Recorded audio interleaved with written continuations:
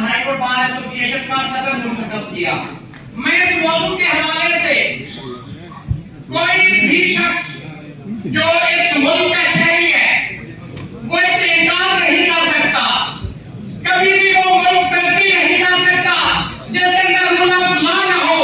जिसके अंदर supremacy of constitution ना हो, जिसके अंदर आर्टिकल 25 कॉन्स्टिट्यूशन ऑफ 1973 है उसकी ट्रू सेंस में इंप्लीमेंटेशन ना हो, जिसके अंदर कॉन्स्टिट्यूशन के आर्टिकल 8 से 28 तक उसकी इंप्लीमेंटेशन ना हो। हम इस मुल्क के अंदर ये चाहते हैं कि ये मुल्क तभी तरक्की करेगा जब रूल ऑफ लॉ होगा, जो इक्वालिटी होगी और